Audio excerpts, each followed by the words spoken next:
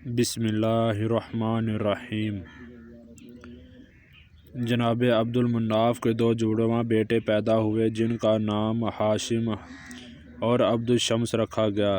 تاریخ کی کتاب سے پتہ چلتا ہے ان دونوں بچوں کے کچھ اعضاء بھی جڑے ہوئے تھے جن کو بعد میں الگ کیا گیا۔ جب یہ بات نجومیوں تک پہنچی تو انہوں نے پیشن گوئی کی کہ ان دونوں کی اولادیں ہمیشہ رنجش میں رہیں گی اور ایک دوسرے سے آگے نکلنے کی دوڑ میں لگی رہیں گی۔ ہاشم سے حضرت عبد المطلب پیدا ہوئے اور ان کی اولاد حضرت عبداللہ جو کہ نبی کریم حضرت محمد صلی اللہ علیہ وآلہ وسلم کے والد گرامی تھے۔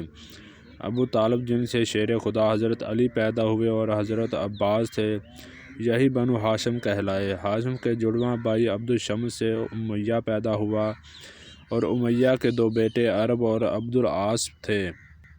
عرب سے ابو سفیان، معاویہ اور یزید تھے، جبکہ ابو العاص سے حکم عفان، حکم سے مروان، عبد المالک۔ یزید کے بعد بنو امیہ کے سارے مروان بن حکم سے ہی تھے، چنانچہ امیہ کی آل اولاد بنو امیہ کہلائی، یعنی ہاشم اور چچا زاد بیٹے کا نام امیہ تھا۔ جناب ہاشم اور امیہ کے درمیان پہلی چپکلش کعبہ کی تولیت پر ہوئی۔ اسی طرح حضرت عبد المطلب ابن ہاشم اور حرب ابن امیہ میں ساری زندگی جنگ کی سی کیفیت رہی جو کہ تمام تاریخی کتب میں موجود ہے، لیکن مکہ میں بنو ہاشم ایک دینی گھرانے سے مشہور ہوئے کیونکہ انہی کے پاس کعبہ کی تولیت تھی، جبکہ بنو امیہ مکہ کے دیگر قبائل پر اپنی جنگی قابلیت کی وجہ سے حکمرانی میں لگے رہے۔ اسی طرح جب بنو ہاشم میں سے حضرت محمد صلی اللہ علیہ وآلہ وسلم نے نبوت کا اعلان فرمایا تو اکثر بنو امیہ کے لوگوں نے یہ کہہ کر ان کو ماننے سے انکار کیا کہ اگر نبوت ہوتی تو وہ ہمارے خاندان میں ہوتی۔ جنگ بدر اور جنگ صفین بنو ہاشم اور بنو امیہ کے درمیان ہی لڑی گئی۔ اسی طرح بنو امیہ میں سے جب یزید نے 60 ہجری میں حکومت سنبھالی تو اس نے مدینہ کے حاکموں کو خط لکھا کہ مدینہ میں موجود اثر رسوخ رکھنے والی شخصیات سے میری بیعت لو، خصوصی طور نواسہ رسول حضرت امام حسین سے تو ہر صورت بیعت لینی ہے۔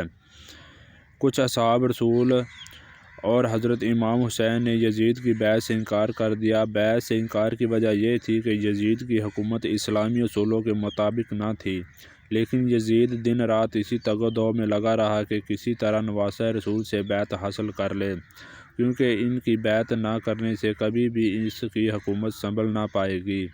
جب مدینہ میں حالات خراب ہونے لگے، شر اور فساد پھیلنے کا خطرہ بڑھا تو امام اعلیٰ مقام نے مدینہ سے ہجرت کا ارادہ کر لیا۔ 28 رجب کو نواسہ رسول نے اپنے قافلے کے ساتھ مدینہ سے ہجرت کی اور یہ قافلہ 3 شعبان کو مکہ پہنچا۔ مکہ میں آپ کا خیر مقدم کیا گیا اور جوک در جوک آپ سے ملنے آتے۔ 10 رمضان کو حضرت امام حسین کے پاس پہلا خط کوفہ سے آیا اور پھر بے شمار خط کوفے سے آنے لگے کہ آپ کو کوفہ آ جائیں، ہم آپ کی بیعت کریں گے اور یزید کی حکومت کو ہم نہیں مانتے۔ آپ نے اپنے چچا زاد بھائی حضرت مسلم بن عقیل کو اپنا سفیر بنا کر کوفہ بھیجا کہ وہاں کے حالات کا جائزہ لیں۔ 6 شوال کو حضرت مسلم بن عقیل کے ہاتھ پر تقریباً 18,000 کوفیوں نے بیعت کر لی۔ حضرت مسلم بن عقیل نے نواسہ رسول کو خط لکھا کہ حالات ساز ہیں، آپ کوفہ تشریف لے آئیں۔ ادھر خط حضرت امام حسین کو خط ملا تو آپ نے کوفہ کی جانب ہجرت شروع کی۔ ادھر یزید کوفہ کے صحابی گورنر کو برطرف کر کے عبید اللہ ابن زیاد کو بصرہ کے ساتھ ساتھ کوفہ کا گورنر بنا دیا۔ عبید اللہ ابن زیاد پہلے سے ہی اپنی صفا کی وجہ سے عراق میں مشہور تھا۔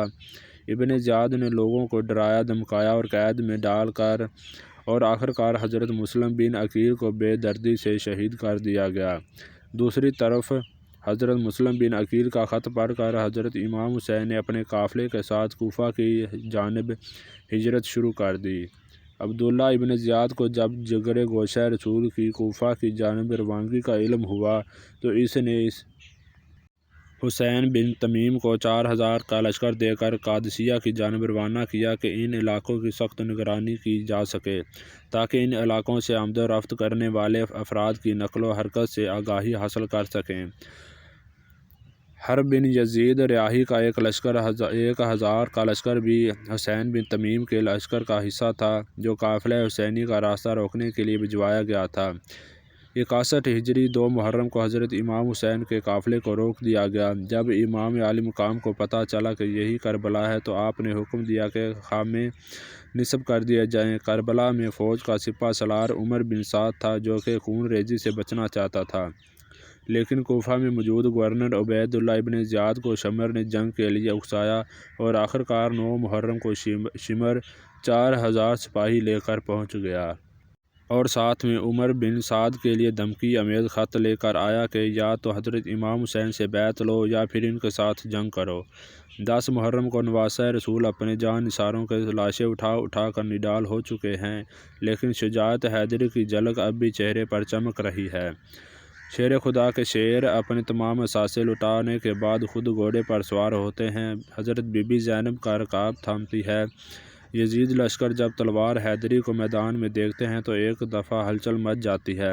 وہاں موجود ہر شخص جانتا ہے کہ نبی نے فرمایا تھا حسین مجھ سے ہے اور میں حسین سے ہوں، لیکن بدبختوں کی آنکھوں پر لالچ اور طمع نے پردہ ڈال رکھا تھا۔ ہر کوئی دربار یزید میں اونچا مقام اور انعام اکرام حاصل کرنا چاہتا تھا، لیکن تاریخ نے ایسی بزدل فوج نہ دیکھی۔ سبھی ایک دوسرے کا منہ دیکھ رہے ہیں کہ شہوار کربلا کا مقابلہ کون کرے۔ جیسے ہی امام علی مقام میدان کی طرف بڑھتے ہیں تو شمر کہتا ہے دور سے ہی تیر چلانا شروع کر دو۔ امام علی مقام کو تیر لگ چکے ہیں۔ شمشیر حیدری پر پورا لشکر یک بارگی سے حملہ آور ہوتا ہے۔ خوف کے مارے فوجیوں کی گردنیں کٹ رہی ہیں۔ سینکڑوں یزیدی فوجی جہنم واصل کرنے کے بعد نواسہ رسول نماز پڑھنے کی مہلت مانگتے ہیں۔ یہی وہ وقت تھا کہ جب شمر کے جوش دلانے پر مالک کندی نے پیچھے سے ایک ایسا وار کیا، شمر ملعون کے کہنے پر سب نے تیروں کی برسات کر دی۔ خولید بن یزید نواسہ رسول کا سر کاٹنے کے لیے آگے بڑھا، لیکن ہاتھ کانپ گئے۔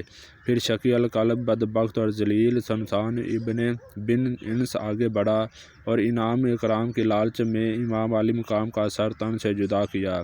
ملعون ابن زیاد کے حکم پر تمام سر نیزوں پر چڑھا دیے گئے اور جسم اطہر کو گھوڑوں کی ٹاپوں تلے پامال کر دیا گیا۔ سانحہ کربلا کے بعد عمر بن سعد نے اپنے لشکر میں سے قتل ہونے والوں کو 11 محرم کو دفن کیا۔